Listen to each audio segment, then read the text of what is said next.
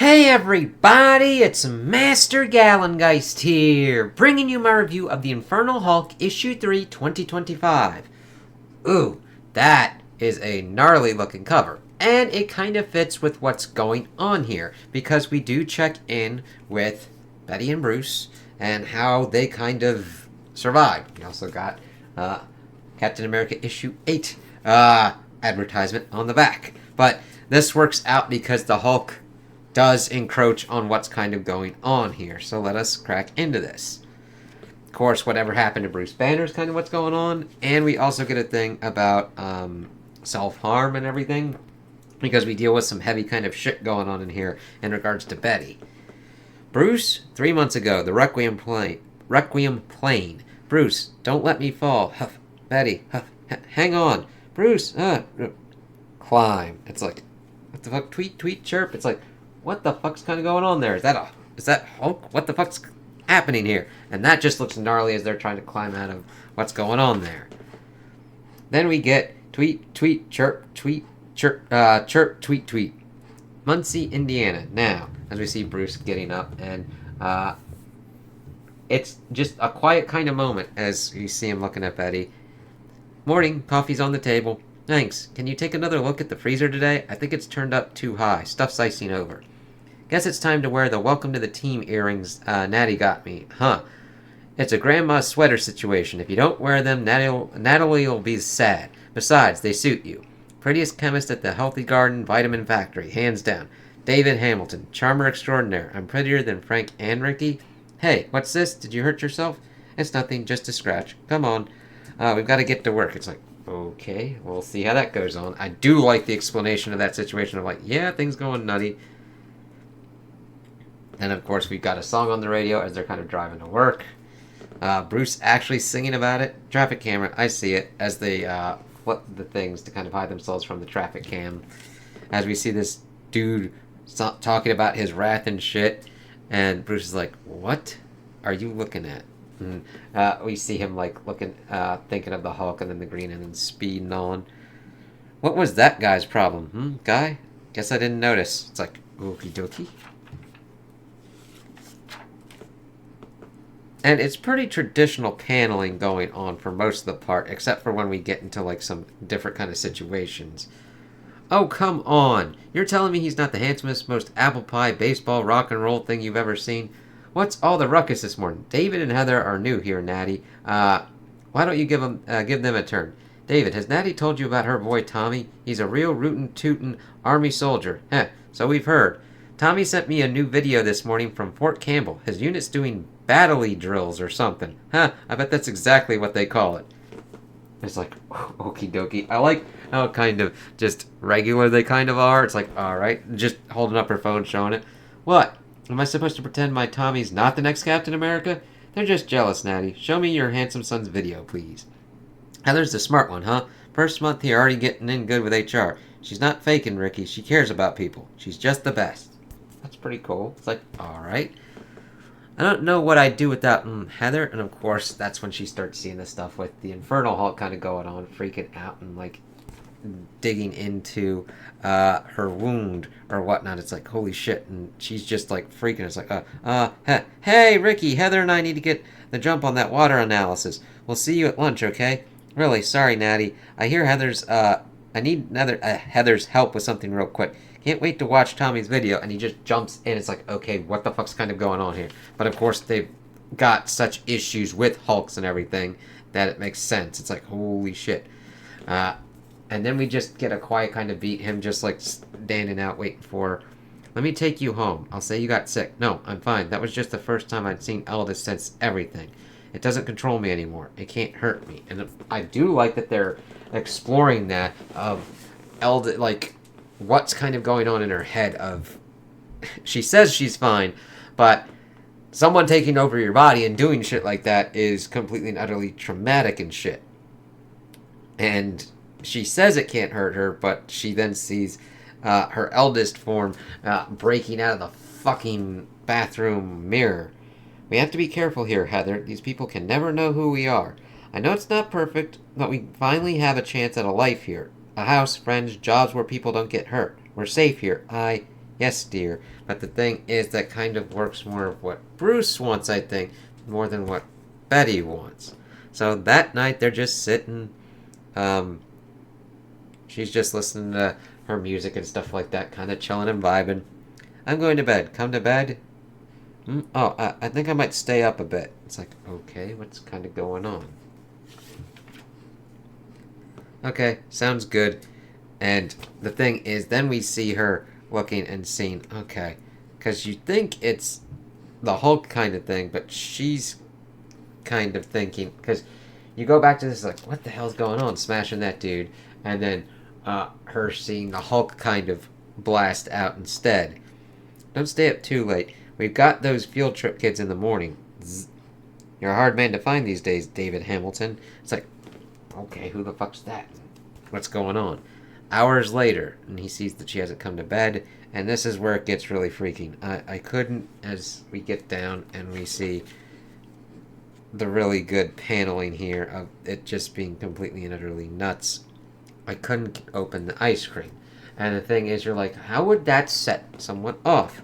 And here's the thing, good stapling, no loose pages. I actually kind of looked into it, and evidently Avengers issue 800 has had a lot of problems with that, so be careful with your comics. It's becoming more and more more apparent with Marvel ones, which kind of suck, but it's like, get the quality control. But this is nuts. She couldn't open the ice cream. We see, like, blood everywhere. We see wine and shit. It's like, oh God, what the fuck's kind of going on here? Betty, what have you? Stay back. Stay back. And the thing is, there's so much history between them of what goes on with the Hulk that they have to deal with it.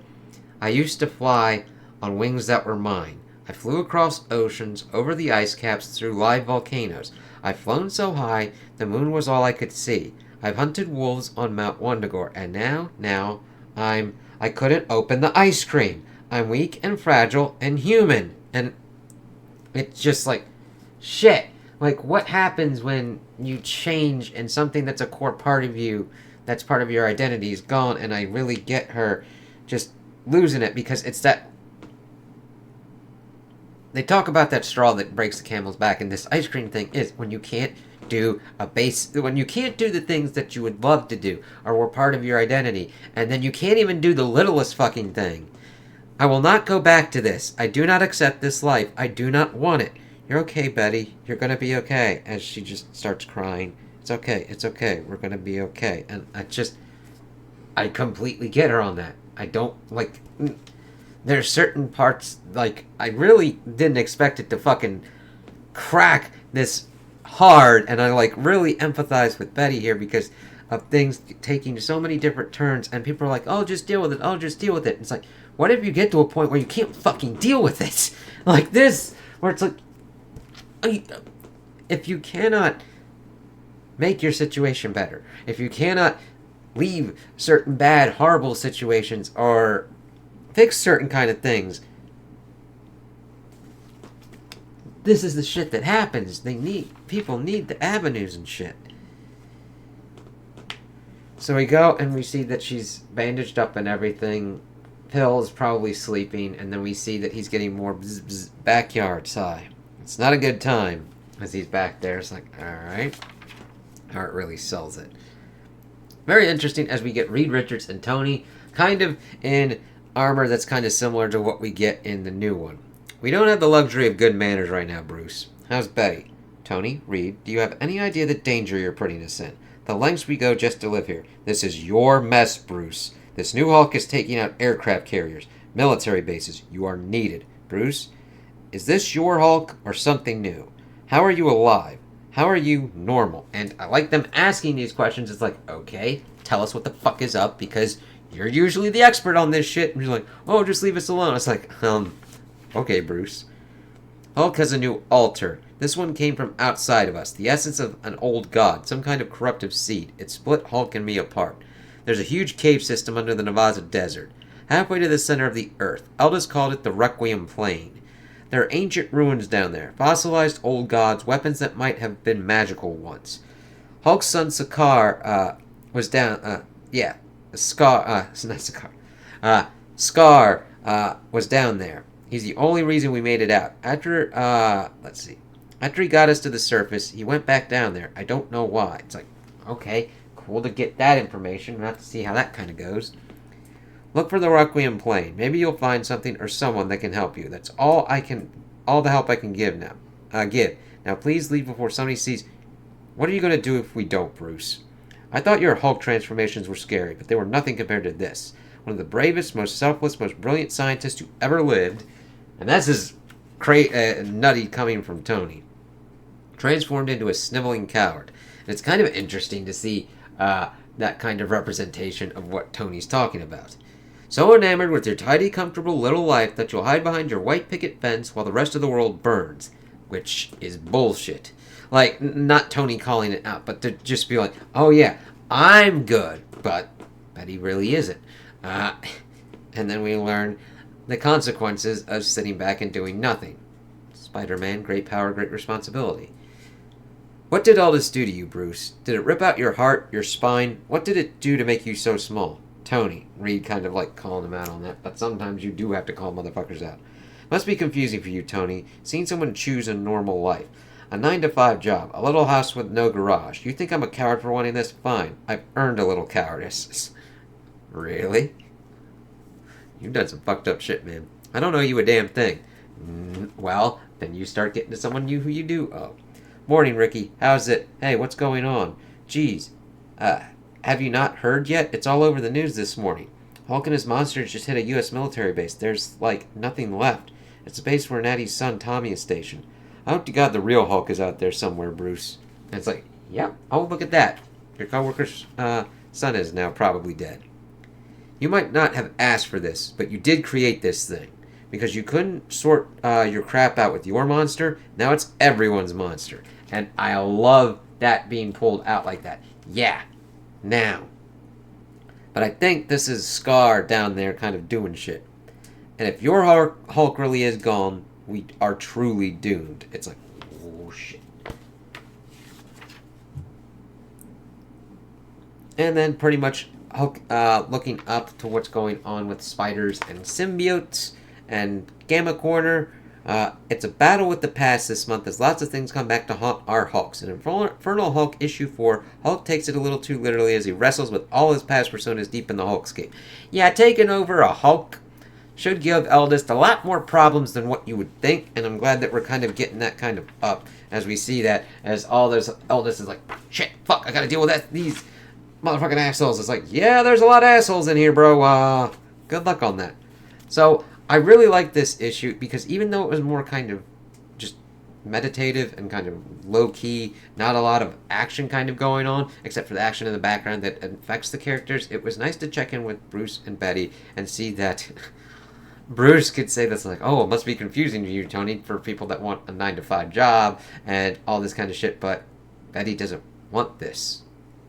She literally had an episode showcasing she doesn't want this. She is doing this because it's her only option at this point. And then I do actually like, and especially there being Tony to kind of brook on Bruce for what's going on, of him just staying back and not doing anything. It's like, that motherfucker is linked up to shit that you've done.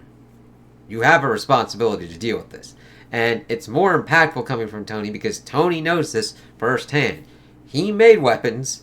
They blew his ass up, and he had to deal with it, and then went around and took responsibility for it.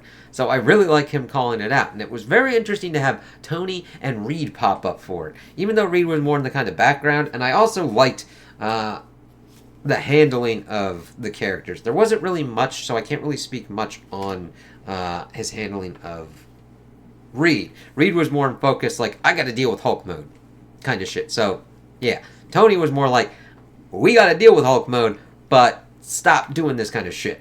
So, we'll see how this works out. See if this actually does provide proper motivation for Bruce to get into the field because of Eldest hitting that base and most likely killing and or mutating or changing or really fucking up Natty's son. So, we'll see how that goes. So those are my opinions on the issue. Tell me what you guys think in the comments below. If you liked it, if you didn't like it, if you agree with me, if you disagree with me. Also, like and subscribe, and I hope you have a good day.